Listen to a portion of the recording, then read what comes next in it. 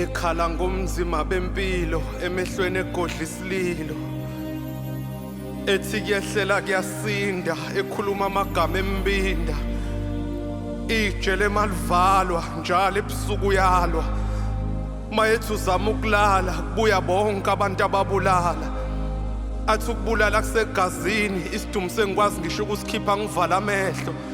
Njomana ayikho into engijabulisayo emhlabeni ngaphandle kokuze isibhamu siqhuma, athi njomane mina usidumbu ngiyamnquma, ekhuluma efuna ukulila, alikho icala engake ngaboshela lona ngaphandle kwelokunciphisela umuntu izithuku zokuphila. Makhedama ngisuka kude nosathane, ngiyamazi wami ubaba mayisefuna igazi ukuthi unwabo lugana kanjani.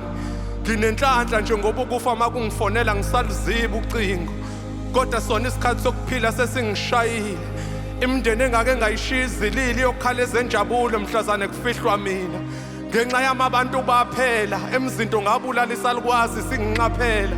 Ngayikhuphula yagoduka intombi endala kwisitanza sesithupha enkondleni yakho nalokhu ngakubhala.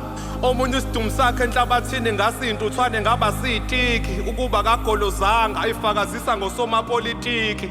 Hey njomane ngimdala kulolu hambo lokufela unembeza, uzoluza udaba sengiliphetha ukuthi ngisitha somuntu ogqoka umNazaretha. Ngiyaphila nje kodwa nakho ukuphila kungifuna ngifile. Makhedama nginukela kabi umuntu othandazayo, kwayiwena bengicela uzizwe ungaphephile. Kodwa kulungile qhubekani imkhonze ngoba nganale kubulaleni abantu ngisahleli ngentombi. Kodwa encwadini ningamvuni njalo uMateyu ngoba igazi lenu ngiyoliphuza njengamahewu. Kwamanye amazwe bakhala ngesomiso, kodwa mangikhuluma nawe njomani usugcwele amanzi emadolweni. Khululeka ungathuki wena uyibhuku engilifunda njalo ngosuku. Amagama akho ayisinkwa la idanyane siyasutha mewavula umlomo, ukuthi ukhuleka nje impumelelo seyavaleka amehlo. Kodwa mhlawumbe ikhona eyichide yokubona ngeselilodwa ngelinye ilanga. Njomane ngiyawuhlonipha usisezikuphakamisela wona igebengu.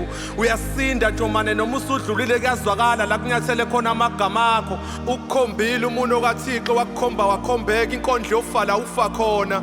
Mina usathane ngambona emini, ngangiqala ukubona umuntu odweba ithathu ngishola imini. Uthi la ijele mayihlaselwe inkanuka ambalwa kabi amadoda angagolozi ngimehlisela ianda, ekhomba omunye umlisa owake wajulukela phezu komhlane wakhe. Mayiqeda kusho njalo wayesayiphethe usosha inkulumo yakhe.